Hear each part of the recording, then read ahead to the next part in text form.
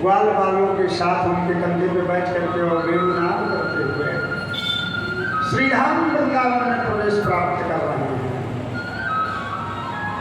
भगवान की इस मधुर मुरली की तान गोपियों के हृदय को आंदोलित कर दिया। गोपियों का मन भगवान श्री कृष्ण की तरफ वैसे ही खिंच गया जैसे चुंबक और लोहा एक दूसरे को देख करके एक दूसरे की तरफ आकर्षित हो जाते हैं। दोनों तरह का प्रेम है, दोनों तरफ, ब्रह्म के भी तरफ और जीव के भी तरफ, दोनों। एकल प्रेम नहीं है। कभी कभी एकल प्रेम हम लाखों जीवन जब भगवान से कर लेते हैं तब जाकर के लीला में हम प्रवेश प्राप्त करते हैं, तब भगवान निर्मल होते हैं हमारे साथ, तब भगवान भी हमसे प्रेम करते हैं। आज और अभी केवल हम लोग उनसे प्रेम करें, बस यही हमारा और आपका कार्य है। जब लीला होगी प्रभु की रख लेंगे कहीं, तुम्हें अब आगे तो हम लोग हैं नहीं छोड़ देंगे, इतने दिनों से पड़े हैं उनके चरणों में, इतने बुरे कृत्य तो नहीं है जीवन में, स्वीकार करेंगे रघुनाथ।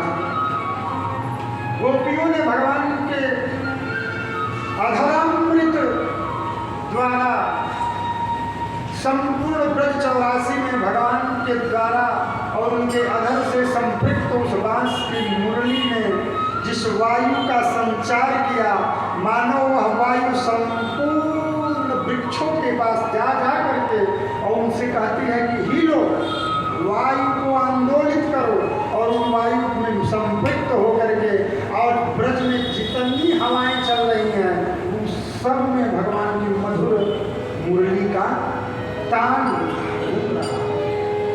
और गोपियां अपने अपने कार्यों में संलग्न हैं। पंडित लोग बड़े जो है वैज्ञानिक होते हैं, वो बात नहीं मानते हैं। इतने वैज्ञानिक होते हैं ना कि वो जरूर थोड़ा बहुत कर ही देंगे, तो पढ़ेंगे नहीं तो उनको लगता है कि हम ज्ञानी नहीं हैं। पंडित और एक जो है ललन व्यास का गाना भोजपुरी कथा करते हैं, खैर वो तो उदाहरण गलत है, ज्ञान देने लायक है। वो कहा करते थे कि पंडित और नचनिया अपना ज़्यादा किसी को समझते नहीं है।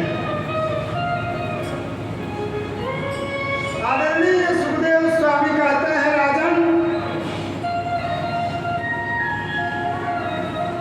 मधुर मुरली की तान को सुन करके भगवान के तरफ दौड़ लिया गोपियों ने। अब दौड़ा भी तो कैसे? व्यस्त वस्त्राभरणा,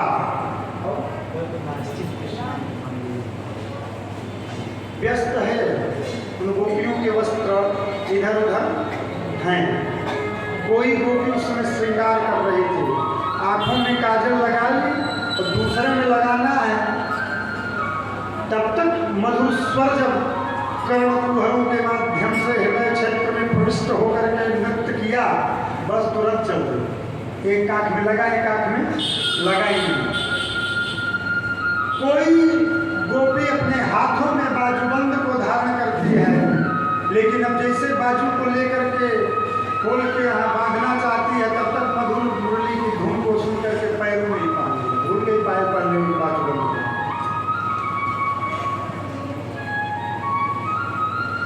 जिस प्रकार से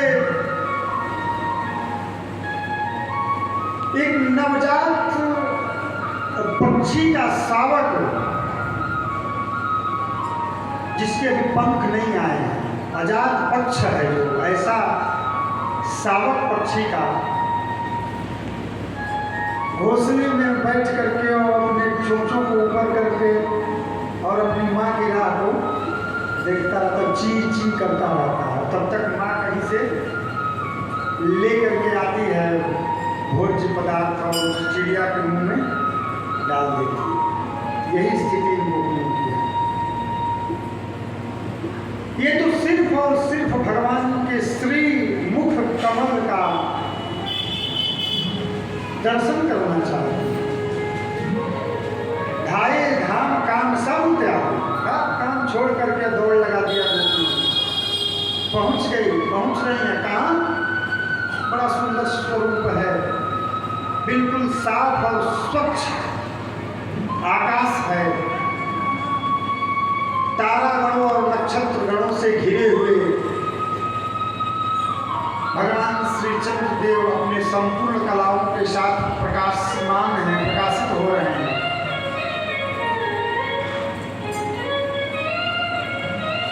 निर्झर झरझर करती हुई भगवती यमुना का पवित्र जल अपनी गति में मस्त मगन। यमुना के पास पुलिन पर सफेद बालुका ऐसे चमक रही है मानो चांदनी। जूही, चंपा, चमेली, कनेर, गुलाब इत्यादि के पुष्प खिले हुए हैं। हर प्रकार से माहौल आनंद को बढ़ाने वाला है। गोपियां आती हैं,